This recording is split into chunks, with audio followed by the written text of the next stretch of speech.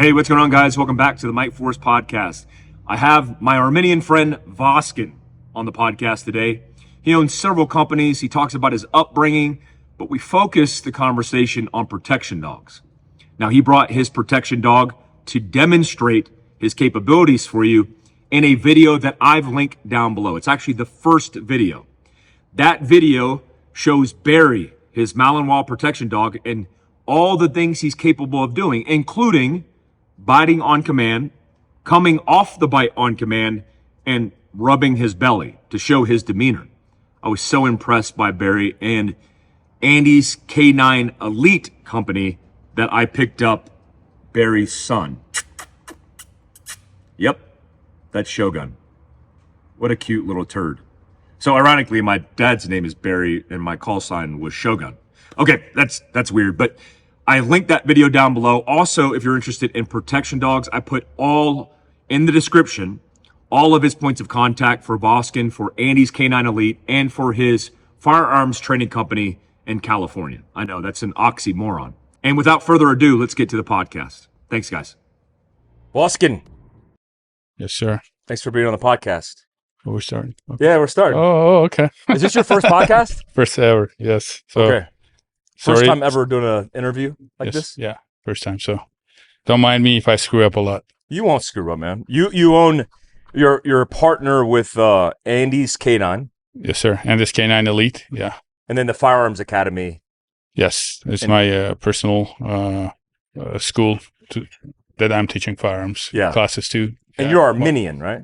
Yes, sir. Armenia, located in the Middle East. A lot of people don't know. It's a small country surrounded by mostly Muslim countries, and there's a little bit of a history. We were the first nation in the world to adopt Christianity as our official religion in 301 AD. Was it Orthodox? Orthodox, yes. Apostolic because of the apostles. But yes, it's easy. Orthodox, but because of that, my culture has seen a lot of bad days. One of the most horrific ones being the Armenian genocide in 1915, committed by Turks. 1.5 million of my people got slaughtered because of their faith. Yeah, because of our Lord and Savior Jesus Christ. And yes, but I'm proud to be Armenian, very resilient people, very hospitable people, you know. My favorite people. Thank you. Yeah, but I'm very proud of my heritage. I love United States, though. Like right now, unfortunately, my country is not in the best shape, like are most countries that have seen Soviet Union, socialism, and kind of, even though Soviet Union fall apart, but the countries, the corruption and stuff stayed kind of the same. People picked it up and continued. So it's either you're very low class that barely afford food in Armenia right now, or you're super rich, like top. There's no middle class. There's no middle class. No, which is sad to see. And you're the rich or poor? Yes, unfortunately. And seeing kind of where some people in U.S. try to go to, and they kind of talk very highly of socialism and it being good, and they kind of advocate it. You know, I don't want to touch on politics, but my personal opinion that they have no idea what they're doing. It's bad. I've seen it firsthand. My parents seen it firsthand. There's nothing good about socialism, and if you take these people and put them in those countries, I don't think they'll survive even a day there. Yeah. You know, so Armenia is describe the terrain, because a lot of bushcraft survival people that I've seen are Armenian, I believe. We do have a lot of flatlands, but we're surrounded, by mountains, and Mount Ararat, which is mentioned in the Bible, where Noah's Ark landed. That was originally part of Armenia. Now it's part of Turkey. But yes, there's a lot of mountain terrain, and that's the reason why we have a lot of, we're a high earthquake zone as well. And 1988, we had a horrific earthquake Yeah. in the second biggest town in Armenia, Lennakan, that took a lot of lives. But it's still considered one of the high risk zones because of the mountain terrain areas, for earthquake. When did you come to the U.S.? 2008, I came to the United States. Did you have that beard when you came over at 2008? No, no beard. Okay. Zero beard. Yeah, Because you would have beard. got stopped and they would have denied you access. Most likely, yeah. 08, yeah. That's a gnarly jihadist beard. I'm just going to say that out loud. So I know I told you this off the thing, but I'll mention it. Maybe some people will find it funny. So last December, I went to from Poland to Holland. So both airports treated me like Alert! Very poorly.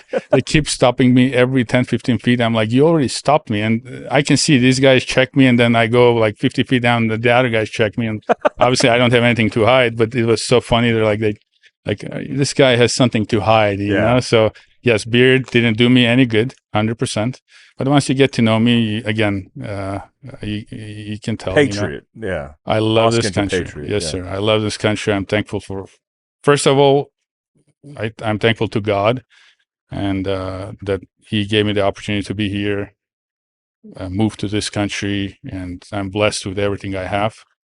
My family, my daughters, my parents, wife, friends like Simon, friends like you. Yeah. And again, like when they say God is in the details, like I wasn't comprehending that at all. But now the more I ponder about it and sit down and just kind of go in my mind, I'm like, there's a reason I met you, let's say 5 years ago at one of the shows, and then kind of where we are pretty much, I truly believe in that right now. I don't believe in luck or coincidence I anymore.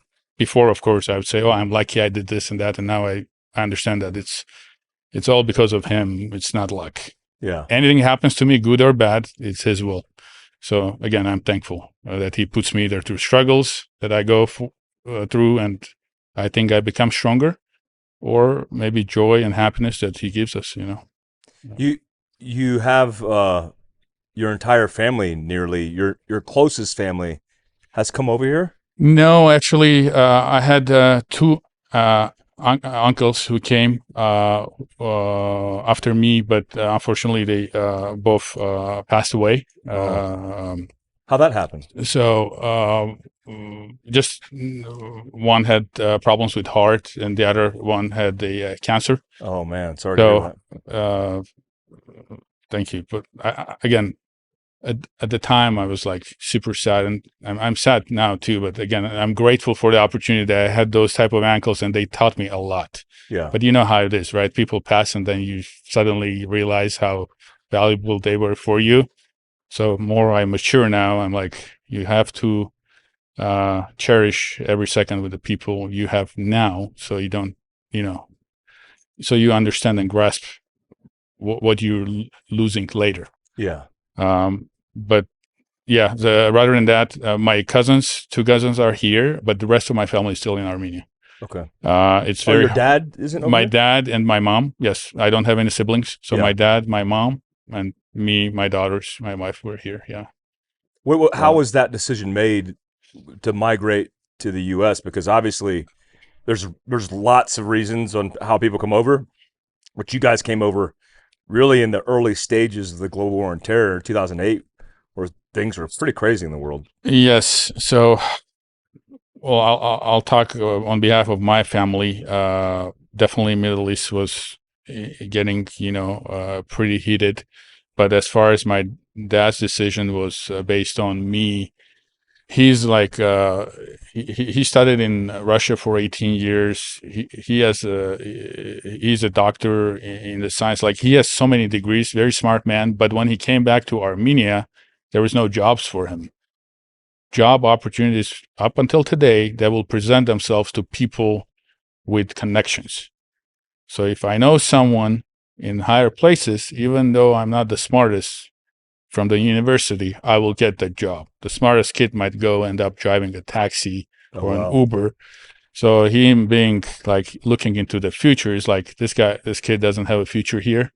Like, no matter how good you study, and I finished my high school with the red diploma, which is considered over there, high it has a high value. But at the end of the day, he was right, because unless someone, again, back to corruption, right? You pay someone money to get in the good position in the government.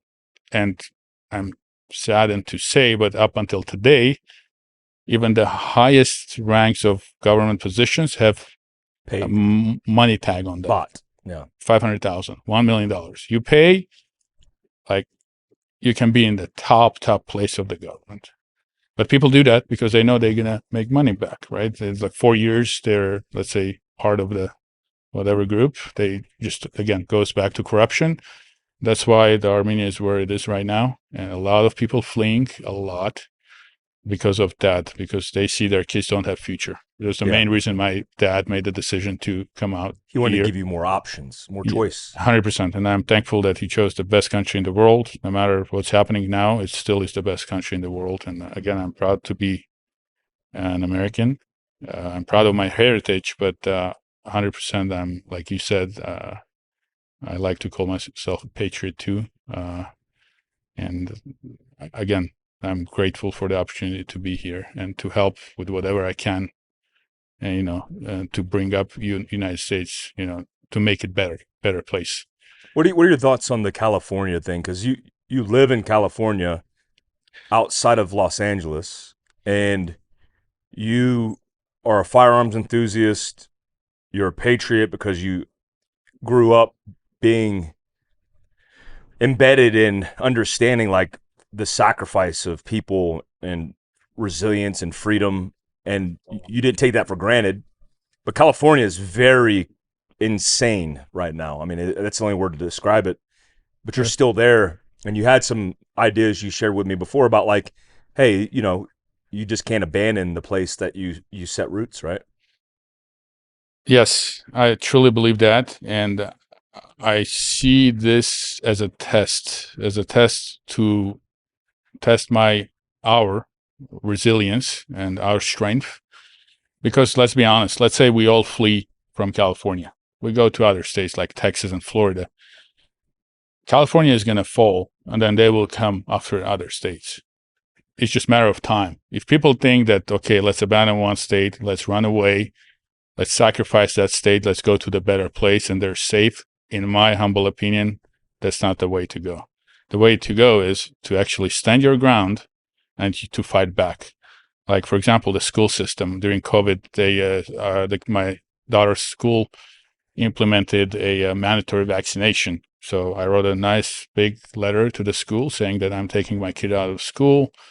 We talked with some parents, like many parents agreed with me. They did the same thing. And 3 days later, guess what? The school came back, said, okay, we're not forcing the vaccinations, because hundreds of kids didn't go to the school. That's the first positive story on that entire situation I've ever heard. Yeah, seriously. Wow.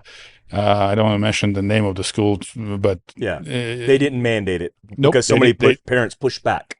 A lot of people push back, and we do understand that every day the kid doesn't go to school, they're not getting paid. Yeah, that's all it is. It's not all it is, but part of it is numbers for them. They see, like, government money coming in. If you don't have kids going to the school, you're going to have less funding. So long story short, I counted as a win. We didn't give up. I didn't just take my family and move to Florida where they didn't care. And which did you want to? Yes, I'm not going to lie. Yes, I did want to. And my family was ready. They were like, we'll follow you. Even my parents, which Los Angeles and Glendale actually has the highest population of Armenians in the United States. Yeah. And my parents being older, it's easier for them to obviously have the community that speaks their language, learning a new language, even though they do speak English, understand it, but they're not fluent at it. And they have, like, let's say, Armenian markets, like Armenian foods and stuff. They feel cozy. So it's really cool about California, the pockets of cultures, and you can cross pocket. You can go into Chinatown and get the best Asian food that you've ever had. You can go to Armenia town and, like, eat really traditional food, right? 100%. And yes, and that's what I love. I love diversity. But my parents, I was like, I don't want to do it to them. They already made one time their decision to come out. They left their country. They were born and raised for me. They sacrificed everything. Now I'm going to make them move. But surprising to me, they were like, listen, if you want to go, our grandkids, you think it's better for them to move, Florida, Texas, Montana, whatever, we'll follow you. We support your decision, which, again, I'm grateful. But at the end of the day, I changed my mind. I said no. Well, that's the unique thing about, I mean, it's rooted in culture in different countries, which is this idea of keeping your family together, Yes, right? sir. Like my mom and most of her sisters moved to South Carolina together, and they were in North Carolina before that together. And it's very easy for us to go, hey, if we're moving, everybody's coming with us. But in American culture, it doesn't seem like that's a focus, because it's like, yeah, my parents live in Florida. Like, you know, I live in Utah, and then I go visit, but I don't, like, I think about it with my kids, and maybe it's just a generational curse. I don't ever want to be displaced from my children, and I live for my kids. So why would I, you know, why would I let them go to Florida and stay in California? You know, like it just makes sense that we're going to move together and pick up. So they were willing to move wherever it took, and you made the decision, hey, like we're sticking it out.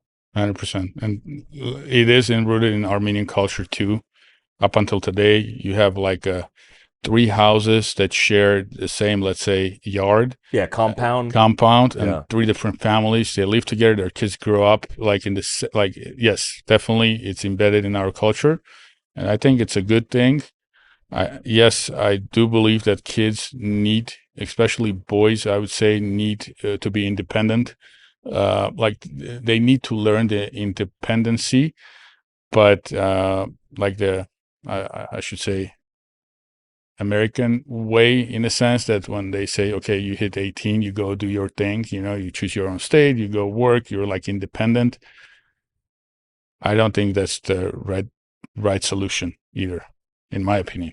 I would want my kids to be near me too, and I would want to do everything for my kids until I die, pretty much, you know. Same. Because that's the only thing that every materialistic stuff, everything is just items, right? You're not taking anything with you. We came empty-handed, we're going to leave empty-handed. And the only thing that we can help to go to heaven, when you think about it, you know, it's our kids, their souls. We can't take anything materialistic with us to you know, obviously not, like, again, if you raise your kids properly, if they're strong in faith, again, it's in the God's hands. But I think it's the, Oh, is that yours? maybe I think it was buried. Yeah, it was. Good job, buddy. Good job. He's like, I'm here. Pet me. But yeah, I agree with you. I love my kids, and I'll do anything to be near my kids. Not to intrude their privacy when they have their own family, you know, they have their own kids. But if they need me, I'll be like a phone call away versus be in another state doing my own stuff, and then takes me a day to get there, if that makes sense, you know. It does make sense, because I think a lot of, I don't know, the discourse with family units, with families building this thing, there's this selfishness amongst people, especially Americans. I've seen it in mostly Americans, where it's like, I have to do me and get these feelings and these things out of my system. And it's like, you could do all those things that you're satisfied with a family. And in fact, it improves and increases the experience when you're with the people that you love. Exactly. And so this idea of like, well, I want to hit the bars and hit the streets and hit the clubs and hit the touring scene. It's like, yeah, but you could do that with your family, and you don't need to get wasted to have a good time. Anyways, it's 100%. I appreciate Armenian culture, because like, you guys have hosted me before, and it was all about family. Armenian culture is very conservative, very based in faith in God. Yeah. And I appreciate that, man, because those are the people that, when things hit the fan, they're going to have your back, right? 100%. but if we're being 100% honest, I want to be honest too. I don't want to be presenting like everything is perfect. There's a correlation that I see now with Armenian culture, in my opinion. My culture, again, I'm proud to be Armenian, but we definitely um, uh, kind of put ourselves, distance ourselves away from God. Mm. And I see Is that US, more of the trend now? yes, and I see United States, unfortunately, Doing again, the same. Yeah. doing the same. Whereas, before it was different. Now I see that kind of, correlation between the two countries, even though they're totally different, but being born and raised there and now living here, I can see that, what you said, trend, right? Like mocking God, being like saying that I can do everything by myself, like choosing clubs and stuff and all the pleasures of the world, let's say, versus going to church or reading a Bible or praying, whatever it can be. It's none of my business, but whatever is your relationship with God, is whatever it is, instead of making it stronger, it's just more going after more worldly stuff. Yeah. Which, like, I've done it too. I'm not perfect. I still make mistakes every day, and I ask for forgiveness. But when I was young, I was doing like dumb things, right? But and I'm thankful that now, being age I am, like now I'm realizing, at least past 2 years, What priorities are important. Yeah, what priorities are important. And again, I'm thankful. And I hope both US and Armenia, soon they will straighten their connection with God again, and they will prosper. Both countries will get even stronger, and What's your opinion on this circumstance that we talked about, where you just experienced this going to Europe? mm-hmm. And it's very controversial. I saw it, the initial migrations of a lot of immigrants, mostly from Muslim countries. Mm-hmm. And then I used to get briefs on the amount of foreign fighters Mm-hmm. that were being infiltrated into, especially Europe. And now you look at the election for the mayor of London, and one of the guys who's going for mayor running for mayor he's Muslim, but he's really hardcore, like Muslim, Radical, yeah, right? yeah. Whatever that means. Yeah, Conservative, whatever, Sharia yeah, law, yeah. extreme, versus the people of that culture. And it's interesting because I think about it from like an Asian perspective. In Asia, in Japan, and South Korea, they don't accept, like if you go into a Japanese restaurant, they'll deny you service because you're from America. I mean, I look Asian because I'm half Korean. I even got Japanese in me. And I go into a restaurant, they're like, where are you from? America. Japanese only. And I'm like, well, that's racist. But I also respect it because I'm like, they're retaining the integrity of their culture. And if you do that in England or any white Anglo-Saxon Christian country in Europe, you're racist, which is problematic. And they've let it go so much that now it's too late. Everybody says it's too late. You were just there, and you have experienced this with Armenia. What's your perspective on that? Tell me how you really that's feel. A tough question. I'll tell you one thing. Like when I landed in the Poland, in their airport, the main airport, Warsaw airport, I was amazed to see a church in the airport. So Christian church, you can go and pray there, like inside the airport. You'll never see that in America because there'll be a lawsuit or something. Right. And then you see all what the Polish president does, right?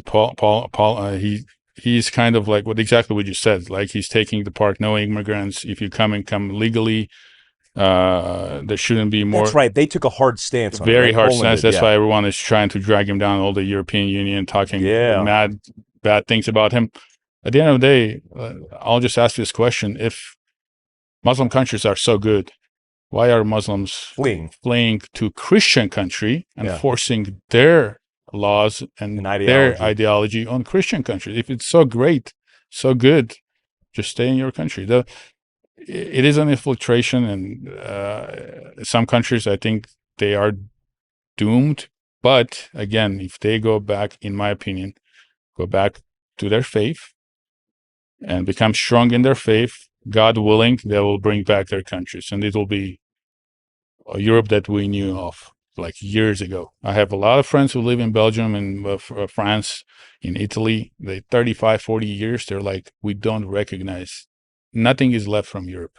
What is today's Wow. Europe? What was like everyone's police officers are scared. They will get beat up on the street, broad daylight, and they can't do anything. They will get beat up by a group of Muslims, and they can't do anything.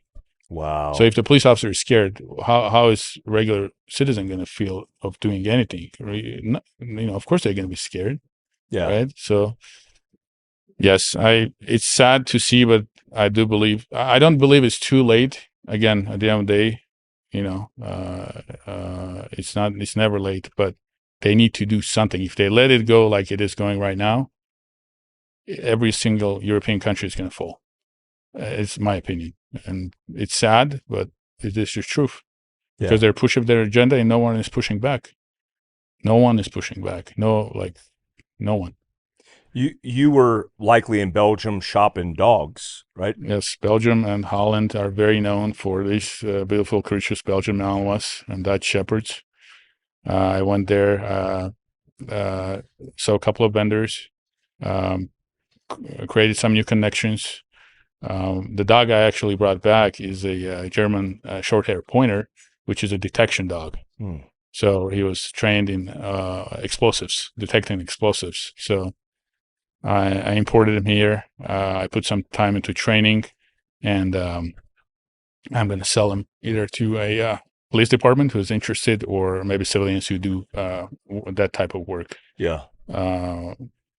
And I love dogs in general, but working line dogs, being it shepherds or hunting dogs, just seeing them work. Yeah, working oh my dogs. God, they just like, it's unbelievable. It's beautiful. It's like you just sit back and you see them watch, even if it's on the hunting field or it's in the building to search narcotics or explosives, or seeing them do bite work or obedience. Like, it's amazing, man. Yeah. These creatures are, again, I have no words. Every time I see them work, I'm like amazed.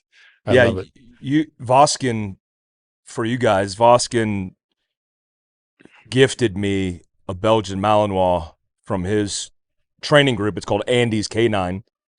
And he did that because he knew Pearl, and Pearl passed away. I had Pearl. Pearl was given to me from a bloodline of a dog that was killed with us overseas. There was a dog named Vinny that saved my life when I was in the military, bit a suicide bomber.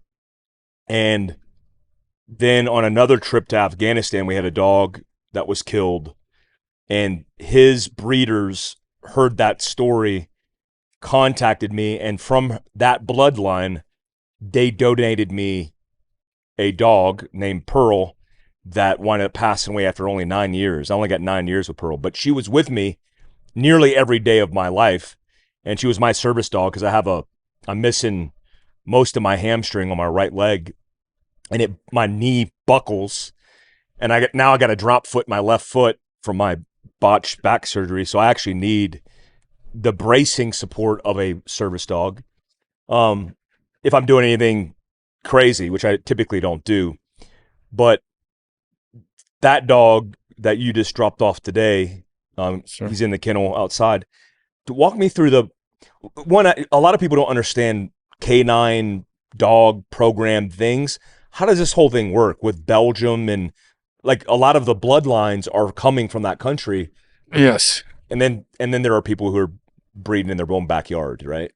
Yes. You've seen it all, I'm sure. So definitely, I think the disconnect is people are misled to thinking of, if you buy a Belgian Malinois from Craigslist, it's going to be the same Belgian Malinois, and you pay obviously less amount of money because it's, and then you, let's say, pay 3 times the price or 4 times the price to buy a dog from the credible breeder that is also Belgian Malinois. They're the same.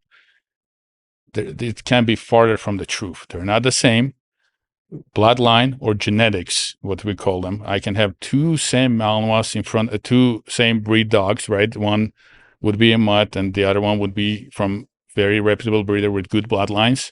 They would look identical, but they would perform differently. Yeah. Let's say me as a trainer, I would put same amount of time and into both dogs as trainer, but the one that has good genetics, I can bring him so high because he has such a big potential. And the one that is less of, let's say, is a mutt, you can do so much with them. Unfortunately, you cannot. There's some things that, let's say, being skittish, right? If the dog is scared, like puppy is very scared from when it's a puppy, like tail tucked, ears in the back, let's say on a different footings, let's say it's wet, or you take them to Home Depot or whatever, you expose them to different footings, different sounds, and the dog is skittish, like skittish, to upbring that dog. Yes, you can put some work and the dog will become better, but it's not going to be the same as, let's say, you take out this genetically amazing puppy, you're putting next to any noise, any surface, and even if he hinders for a second, for something makes noise, he goes back at it. Yeah. Like they have no fear. And again, it comes down to the bloodline and genetics. Unfortunately, in the United States, because of the money, same, let's say with different breeds, let's say German Shepherds, American Line German Shepherds, American Line Dobermans compared to German Dobermans or Rottweilers, they all have been overbred. And what that overbreeding brings into genetics brings a lot of health issues. It's like they've been stressed. Degrading. They're turning out puppies. Exactly. It's a numbers game. Just numbers game. Exactly. Yeah. Money, and numbers. Whereas in Europe, I'm sure there's some breeders who do play the same game, numbers game, and they sell anything and everything to US because they know people here are willing to spend the money. But there's a lot of breeders who care about their bloodline, and they wouldn't breed to any dog. Let's say if someone has a great female that won a competition in Holland and you approach him, oh, I have this stud dog I want to breed. He's going to ask you so many questions before even he considers you breeding with his female versus like someone else like, oh, breeding? Okay, pay me $1,500 for a stud perfect. Great. Get puppies. Make money. They don't even think about doing x-rays the way we do it. I mean, I do it. Let's say if I were to breed, recently we had a litter with Barry and Dester, both imports from Holland, both KMPV. They scored very high at the KMPV championship. Great dogs.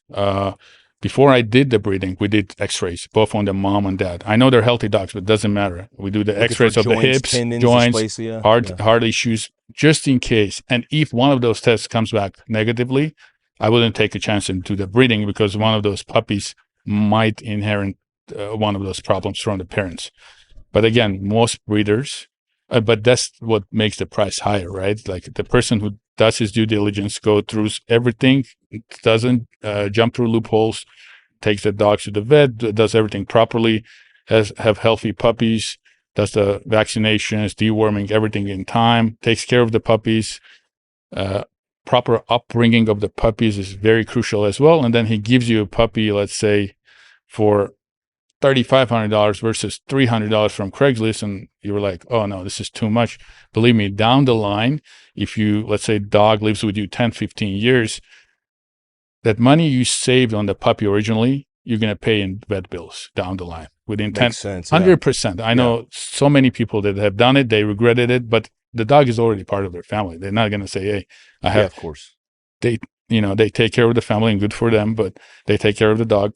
But again, I would highly recommend first of all, if you're fit, you have an active lifestyle, you have time to own a working dog, like Belgian Malinois, Dutch Shepherd. For civilians, if you're willing to put the time, then you should consider buying this type of dogs. Yeah. If at any second you're like, I have a lot of work, my family, I can't put enough time into these dogs, it would be beneficial for you and for the dog for you not to get that breed. Get French Bulldog, get the Doodle, get anything you want. Like pet quality dog, which nothing wrong with those dogs. I train those too. Amazing dog, pets, but not working dogs. Yeah. These dogs need the attention, need the exercise, and not just the physical exercise. A lot of people think it's just physical, which they're crazy. Physically, he runs a 45-minute treadmill, he rests for 15 minutes, and then he's ready to run again.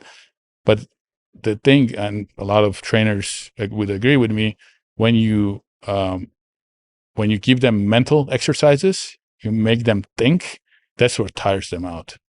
Not necessarily just the physical running around. Them, yeah. The mental game. The 5 minutes or 10 minutes of exercise, mental game exercises, he can knock out for an hour just to want to sleep, gets his energy back. Because physically they're so strong. They would outrun me and you, we wouldn't even be close. Endurance is just off the amazing. charts. Yeah. But again, if you decide to get a puppy or get a full protection, let's say ready to go dog, then definitely you need to keep it maintained afterwards. And when I say ready to go, it's off. It's not okay, people spend some money on it. The dog comes 2.5-year-old, obedience trained, bite works trained, or you just throw him in the backyard, you don't do anything. No, it doesn't work that way. You have to do your due diligence and work with him.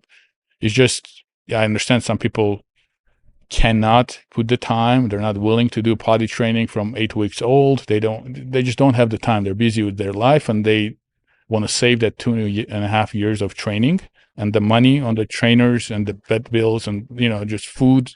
And they just want to pay that total amount. And they're like, hey, get me a dog and I'll do my turnkey kind of. Yes. Yeah. But you need to sustain it. 100%. And let's say last dog we sold, the gentleman who bought it, he was like, I have kids in the home. I want the dog to be social, but in the same time protective. So it has to be a clear-headed dog. It cannot be a police quality dog that when the door is open, he goes us. Yeah, you would never trust that type of dog next to your kids. I would never. I'm sure you same. So I found him a social dog that like his Barry, like here, where you can see he's friendly, he's cool, but when it comes down to bite work, which I brought up a bite suit. We're going to do that. Oh, just so for you guys on Patreon, I'm going to do 2 segments with Voskan for content. One segment I'm going to do on personal protection and some ways that you could train your dog for in-house protection, even if it's alerting to activity or something like that. And then also give you guys a demo on how these dogs are utilized for bite work in personal protection, which Voskan, his group, does that as well. So I'll do both those demos. I'll do it also on the this isn't a pay to play or play to pay in this case. I'll do it for free on the free side of Patreon. You just got to be a member. Just go down to the link down below, become a member, and then I could allocate that on the free side so you could watch that content.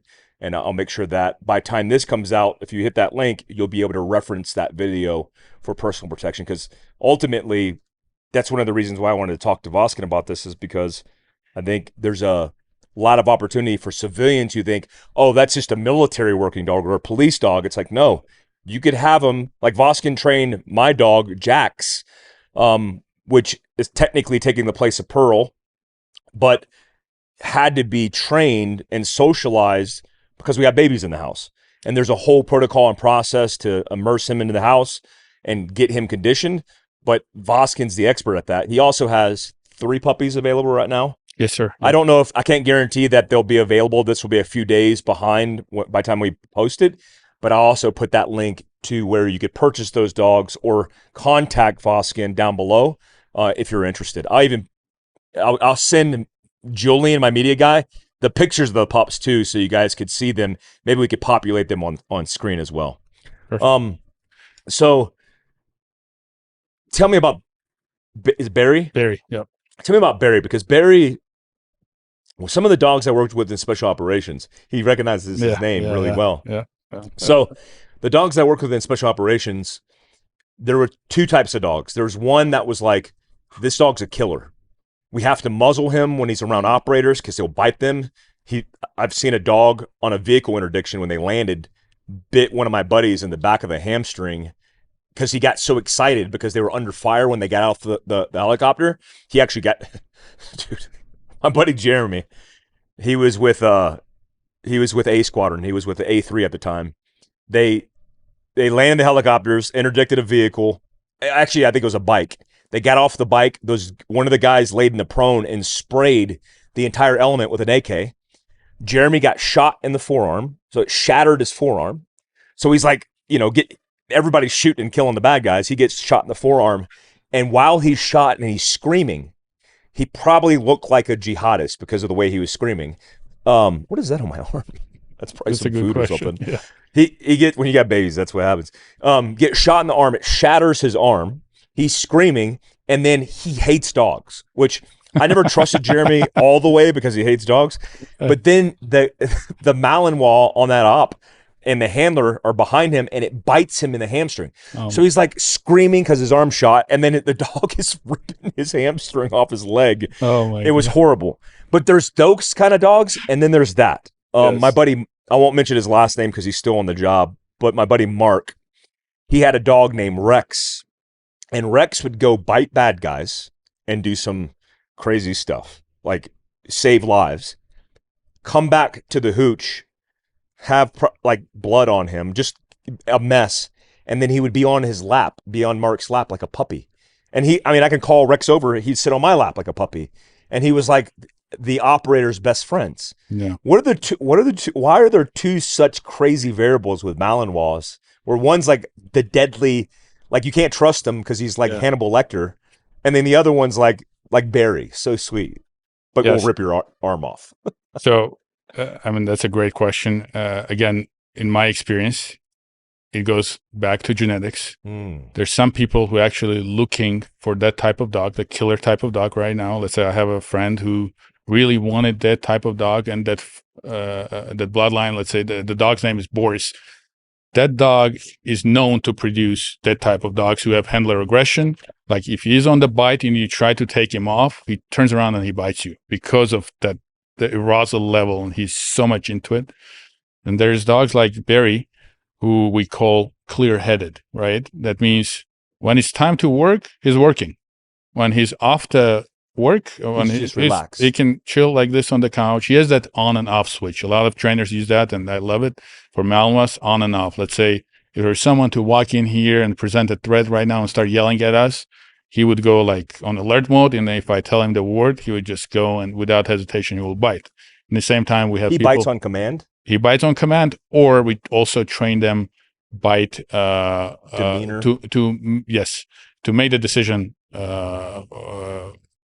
the decision themselves, right? Let's say if I'm sitting with my back to someone and he's on a down position and someone is runs at me with baseball bat or whatever, a weapon type of thing, which they're getting trained on, again, the dog will just go ahead and bite. And recently I just made a small video with my daughter showcasing that. Like, she's in the backyard next to the pool. She doesn't see the bad guy. The rubber comes into the backyard. My other personal dog, Molly, she's laying next to her. Without her command, as soon as she sees the bad guy with a ski mask approaching the kid, she just lunges and just tears him. You have that on video? Yeah, I have a I have it on video. And there's a second reiteration when the kid actually sees the bad guy, tells Molly to bark as a deterrent. The bad guy is not going away. He's moving forward. She tells the dog bite command. So the dog bites on the command, and then she flees to the house and locks the door. So, I have both videos. If you want, I can definitely please. I was going to say, give me those videos, because I'd love to post those and show that. Yeah. But again, to answer your question, for civilians, 100% clear-headed dogs like Barry is the goal. Because let's be honest, like, I would explain this. When we're wearing a suit, the bite suit, there's also protection underneath the suit, right? So, and then there's full protective body suit. And once he's, like, for example, he's biting, after the bite work, I still have bruises on my hand. That's with all the equipment protecting me. Wow. So imagine if this dog, and I'm sure you from your experience, you've seen it in real life, but most listeners, maybe they don't have an idea, but it's enough to make a grown ass man like yell and scream and deter. And again, going back to, like, let's say women and kids and even some men, yes, they do train firearms, but when I ask them, hey, would you be able to point a firearm at an intruder and let alone pull the trigger? Yeah. And if they're dead honest, they're like, no. Yeah. But if I had a dog that can help me solve that situation. Like I would tell the dog, bite command, and he will go and just bite the bad guy. I wouldn't feel as bad as me, Of course, yeah. going the first route. So again, and especially the crime rate right now nationwide, but in LA, California, crazy. I guess they say 84% increase. I don't know how true the numbers are, but if it is, I it's believe that Mayor Bass is kicking ass. Psych. Yeah, definitely this type of dog can be a peace of mind for a person who wants an extra level of protection. Look at this as like, let's say, your security cameras, your alarm system, but mobile. Yeah. You can take him with you to Home Depot, to Tractor Supply, and like the stuff you covers your house. It's great. You have to have your securities, but the dog can smell and sense the danger 100 feet away that humans can't. Yeah, because they smell the pheromones of the stress hormones for the cortisol spikes. Yes. Which is why demeanor is so important, because it's important, but it's also a misnomer, because, if Cesar Millan says you just be calm and collected, but the person's fearful and they're just reeking of cortisol, reeking of adrenaline, yes, the dog's picking up on that energy, 100%. Which is energy. It's not just, I got a straight face, I'm saying what I think is calm, and then you're really stressed out. You actually have to be calm and less stressed out, right? They could sense it all. Yes, 100%. And right now I have a husky in my board and train program. He bit the owners multiple times, and people who come to the house, right? And he tried to bite me. He actually got me, not too bad, but after that incident, I used a prong collar, which is a tool, in my opinion, to use when it's necessary with this small percentage of dogs, because I don't believe in positive only training. Yes, pet dogs, 99% of dogs, you can do positive foods with the treats and toys. Yes, and that's the way you should. But a dog that looks at in your eyes and wants to kill you, and you tell him, hey, please, here's a treat, please don't bite me, and he's still biting you and you're fighting for your life, you cannot go positive on that dog. You have to use your ability, right, as a trainer, your tools, something to stop him, but not just stop him, to tell him that you're not afraid of him. Because if you back out of that situation, he's going to always, in his head, he's a winner. So he's going to try you again. He's going to test you again. But not to say, even if you win the situation, some really serious dog, they will still test you again. Yeah. It's like wolves, right? They have the alpha, and sometimes the pack members, they challenge the alpha, right? Like the time comes, same like the pack mentality, same with these dogs, the dominant ones, that 1% of the dogs that you're saying that like crazy. Yeah. Those dogs, sometimes you need to manhandle them if you can. Obviously, there's some big 100-pound mouths or Dutch Shepherds that, good luck. Yeah, they'll kill you. But but yes, like there's a place for tools like sleep leads, prong collars, e-collars, a place to use them, and there's a place for positive only training, 100%. But it's not like one way is better than another. People should look at it as tools that you can use in different scenarios with different types of dogs. Yeah. Especially with personal protection, just to touch on that, a lot of right now this big, everyone is big on the sports, like sport dogs, right? Those nice heel position dogs that do all this frisbees, amazing balls, stuff, leaps, cones. Yes, 100%. And the amount of time and effort these people put into sport dogs is just unmatched. I got to give it to them. Amazing. But when you take that sport dog and you expect the sport dog that just bites, let's say, a sleeve, right? And you think it's automatically a personal protection dog, it's wrong. It's not. Because with personal protection, with sports, he sees that sleeve as a reward. The sleeve is everything for him. And the sleeve is, in that moment for the dog, the sleeve is a threat. For personal protection, you want that human who's carrying the sleeve to be a threat. So when we train the personal protection dogs, or let's say sport dog that come from Holland to become a personal protection, let's say I have the sleeve, the dog is biting me, I give him the sleeve, and then I start agitating. I want that dog to spit the sleeve and try to bite me. So see me as a threat, not that equipment. Yeah. And that's how you train the dog. God forbid you need them to bite a bad guy. He will, without a hesitation, bite that bad guy. Yeah. Whenever I ran the dog suit, which I don't know why, but Mark liked to put me in the bite suit all the time. There are a couple things that he would force me to do. Like if Rex was biting my arm and thrashing it, he would make me hit the dog. Apply pressure. Because he wanted to make sure that he wasn't get sucked into the sleeve. Yep. Again, where it wasn't like a demo. It wasn't a demonstration for capability. It was like there was a time and place. And we used the full suit, a full bite suit, where, some scenarios he'd do a turn and go where I just run, and then Rex would like push me, knock me over, and then start thrashing me on the back of my tricep or the back of my hamstring, which is wild because the power of those dogs, man. Like if you've never felt a dog bite in a bite suit from a Malinois, it's intense. It is. It feels like, literally, my forearms were bigger than they were now, and he can get his whole mouth around my forearm in the bite suit and apply so much pressure where I would have to alleviate it sometimes, where I'm like, "Ooh, Mark," and Mark would come up behind him and do the collar thing. Yeah.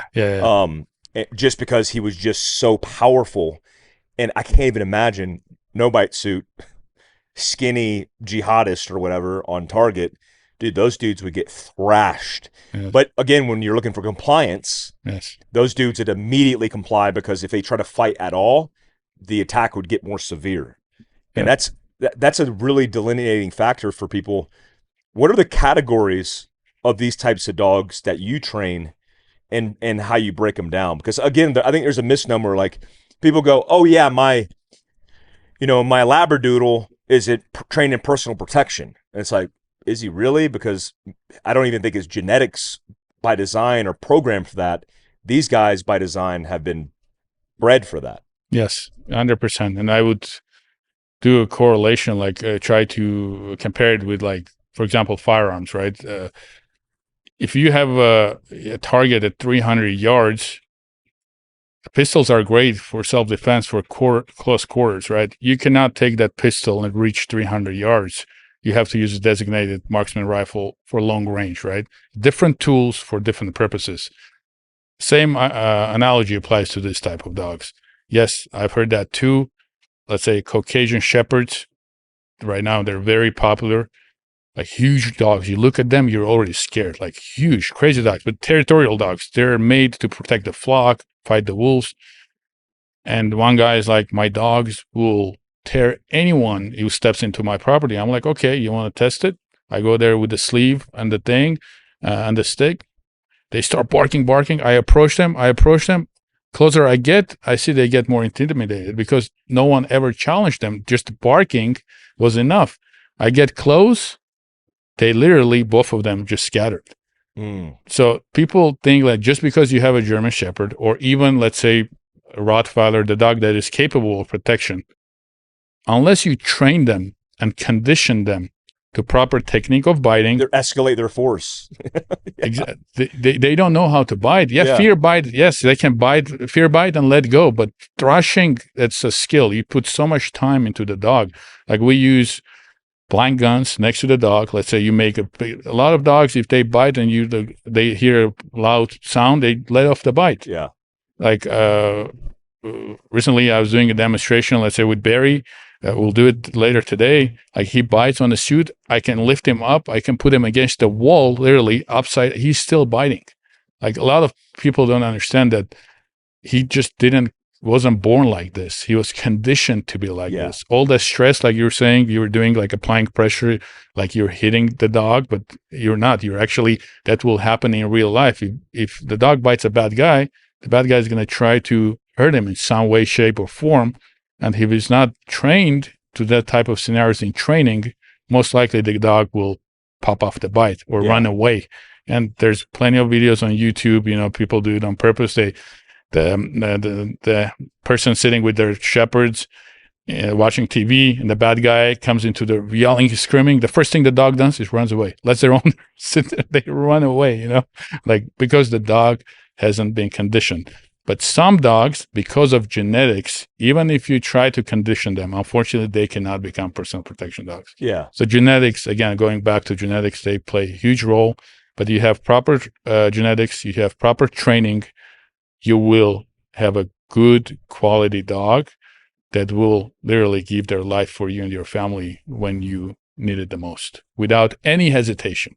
Any hesitation. I love that, man. I'm so impressed with Malinois and their ability, their competence, but their cognitive ability to kind of take it all in. Yes. And if you work with them, and if you have the time, like you said, like I'm technically retired, Jax will go with me and our family everywhere. There you You go. know, he'll go check the chickens with me. He'll go check the goats. He's already integrated with the goats. He's getting used to them. And so we have a whole bunch of exposure to the environment, but I could already tell he's got a good baseline because of all that conditioning that you started with him in Yes. training. Very important. I always think about the old, most of them are comedies, but these burglars go to break in the house and the dog comes running at them and they throw a piece of meat and the dog's like, yes, you're my best friend. You're absolutely right. Most dogs, because we perceive them as barking, it's like, oh, he's a vicious one. Like, it's okay. It's okay. He won't bite you. Well, that's the problem. If you're using him for early warning and you understand that, that's fine. He's just that early warning tool. True. But if you want him to be more, to escalate his own force OODA loop, then he has to be trained. He has to have 100%. conditioned training in that gap space. And then once you have that gap space trained and you could sustain that, you potentially have the best tool ever. Yep. Because there's let's be honest, there's a lot of places now, because of the understanding of service dogs, which people still are not understanding of, like institutions are not understanding of the policies behind service dogs. But you could take dogs in more places than you ever could before. True. And then if you have that and you're in a place like California, or you're just in a situation where you might have the pistol even, that is the first line of defense, which is amazing, which is awesome. How long does it take? Like, say I wanted to come to you. I said, look, Voskan, I listen to your podcast on Mike Force. I want to get a personal protection dog for my family. What's the start point for you as a trainer? How do you go? What's the process? So first, I would obviously have a conversation and see what does the client want, right? Let's say, do they travel a lot? Do they want the dog to be conditioned to cars, to be conditioned, like, for example, Jax, we drove 16 or 18 hours together. He never threw up. It was supposed to be 10, but it turned. Yeah, he turned out to be a little longer. But when they were puppies, I conditioned them. I would take them everywhere with me. I teach them the car, right? Everything. So let's say the customer says, I want a social dog, great with kids, will travel a lot. Then I'm going to be looking for that type of dog. There's a guy that approaches me, no family, no kids, no wife. I want a vicious dog that will only listen to me and will bite anyone and everyone who comes close to me. Then I have to start looking for that type of dog. So the finding will usually takes 2 to 4 months to find the dog that checks those boxes. For again, every individual is different, but usually 2 to 4 months to find the dog. I do get some dogs domestically from some really reputable breeders in the United States, but even their dogs are imported. Or I just fly out to Europe and find a dog, that I'm looking for. But once the dog comes back here, I do not just give it to you and say, hey, this is your dog, or you paid the money. No, I keep the dog from 2 to 3 months, sometimes even a little longer. Because one thing people have to understand that these dogs, they might know the obedience when they come from sports side of, a little bit of personal protection side. But people in Europe, they strictly treat them as, I don't want to say tools, but in a way, tools. Yeah. They come out of the crate. Less pets, no pets utility. at all. Yes, Yeah. utility. They come out of the kennel, they train, they go back to kennel because they don't have one dog. They have 4, 5, 10 dogs, right? So what I do, first things, I socialize them. Like the dog has never seen a Starbucks. I take them to Starbucks, Bass Pro Shops. So that process of socialization, which is, for me, it's very important. Because yes, I do want the dog to protect me, but I don't want a dog to see every single person passing by me as a threat, and God forbid, he just doesn't like the guy, for whatever reason, he smelled something, he just jumps and lunges and bites that person, right? It's a huge liability. So I would say to start to finish, up to a year, to get the dog that you're looking for. After we find the client the dog that he wants, he likes, I do continue the training with him personally. We go to their house, we train the real life scenarios in the house with the car, like different stuff or whatever they want, real life stuff. And then after that, full year of training, complementary training, like bike training, refresher programs is included in the price. So pretty much like 2 years. And God forbid anything happens to the dog for 1 full year, health-wise. If he has any health issues like heart or something like medically, I do replace the dog with no charge, nothing. I'm not. So your dogs are guaranteed. Guaranteed. I'm not one of those breeders. You bought the dog, okay? Then I'm not picking up the phone when you call me. No, I want to put out. There's plenty of those. Yes, unfortunately, and that's what gives us bad rep.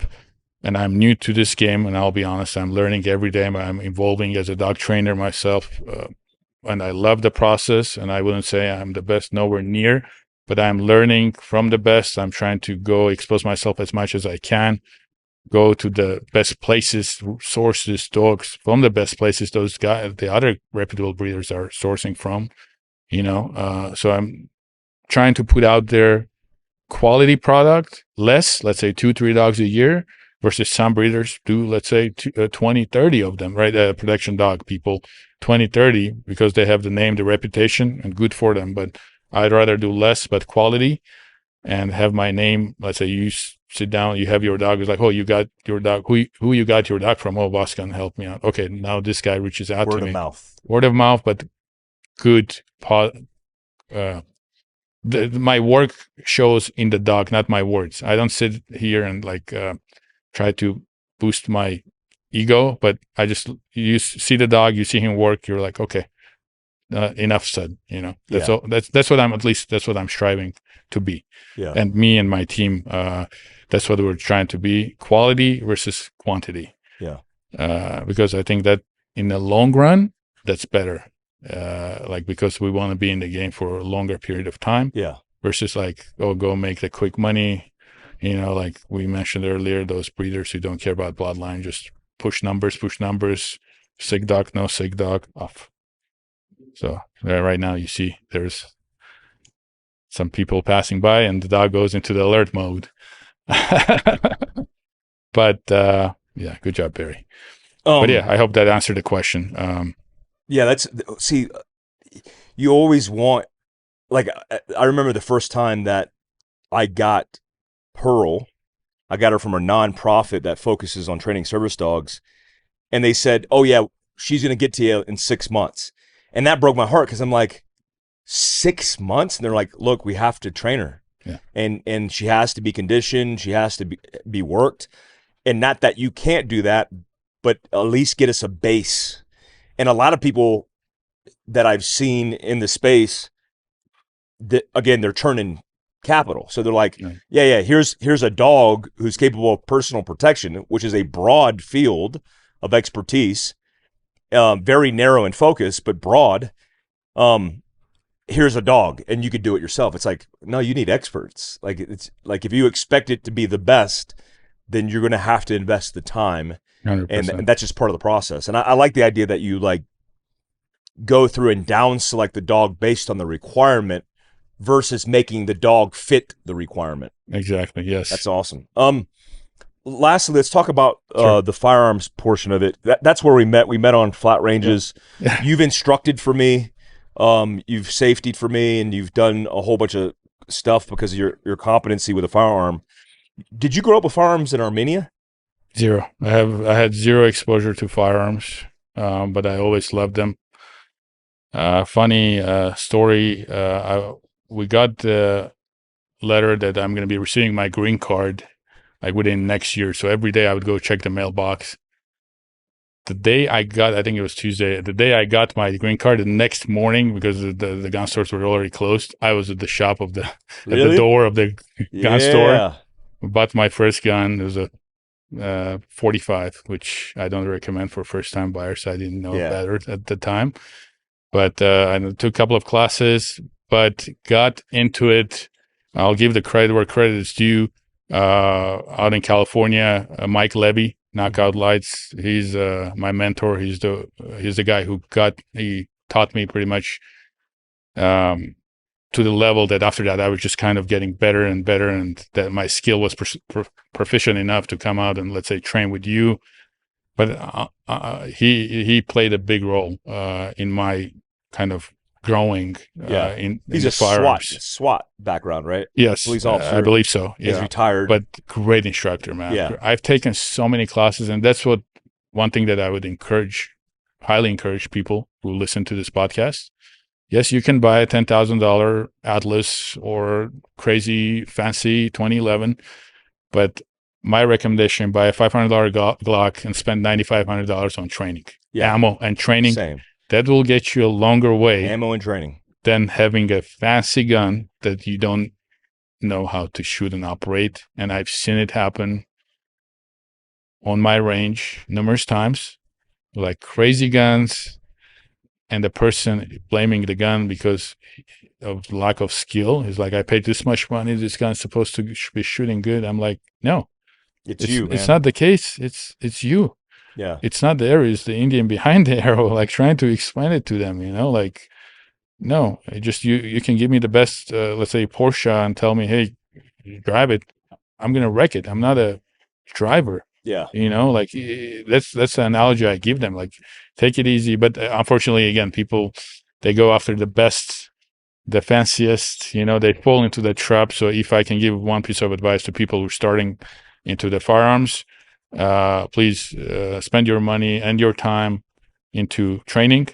Even dry fire training, there's plenty of material out there. Like dry fire will be so much beneficial than just, buying just gear, and not being proficient with it. Yeah. And what do you guys train on? What is you guys' tell me about your firearms company, and then what do you guys are doing?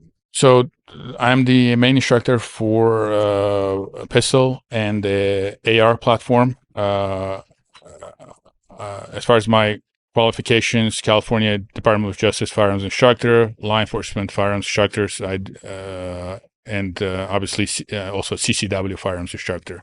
That's the things you need, right, to be able to teach. I have a guy who teaches shotguns. He's just retired from law enforcement.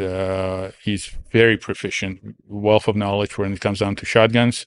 And I have another instructor who does long range shooting. He competes in Kings of 2 Miles competition, so he knows. He's the guy who does my long range. If someone approaches our website and I want to take a long range shooting class, that's him. Pistol, concealed carry, regular, and AR, it's me. So just basic stuff. We start from handgun 1, handgun 2, handgun 3, but you do have to have you have to show the skill in order to go to a higher level of courses. I'm sure you've done the same. You can't just show up to advanced class with, like leather holster and, like not geared enough and without proper skill. So you got to start at 1 to get to 2. Yes, you got to start at 1, get to 2. And it doesn't have to be with, let's say, our company. You can go with anyone else. And I highly encourage take as many classes as you can. As I mentioned earlier, I've taken so many classes, and I've learned from every instructor. I've learned something. Yeah. But sometimes you come across instructors who are amazing, phenomenal shooters, but all you do during their class is you just watch their demos. And then you come across an instructor like Mike, which what I like about him, and same I can say about you when I was helping you teach. You guys don't shoot much. You want the student to get his money worth, first of all, but he gets the knowledge. Because if he wants to see you shoot, he can go to YouTube and see you shoot. You're right. But again, some people do that. Yeah. And it's okay if you took one of those classes. I'm sure you still took something, but try to go to reputable guys, invest your money into the training, and become better. And that's all I can say. What you guys got a website, right? Yes, sir. Firearms Academy, CA stands for California.com. Yeah. Social media, the Instagram would be the same. Firearms Academy CA. Yeah. Would be the social media. Yeah. but that's pretty much it. And I've been doing this for over 11 years now professionally. Yeah.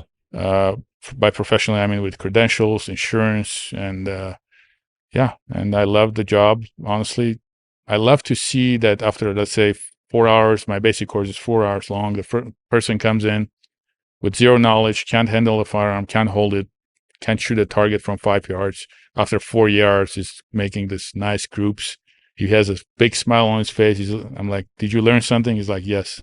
That makes me happy. Yeah. Because most of the time, at least for me, I don't have big groups. It's mostly like individual private groups.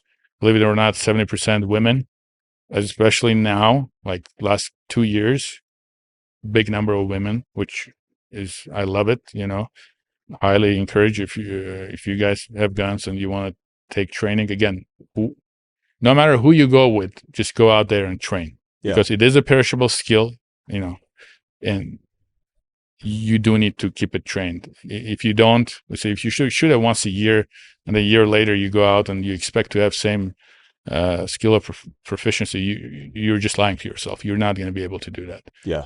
You have to stay on top of it. Same with these guys, right? You have to keep them trained. That's why I like both aspects of it. I do firearms, and then I kind of get the dog training.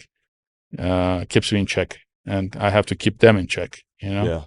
Well, sounds like you got an awesome life, man. Dogs. I'm blessed. And Definitely, guns. I'm blessed. Yeah, and again, thank God for everything I have. I always will praise Him, and thank you for friends like you. Thanks for the opportunity you gave me to come down here and talk to you.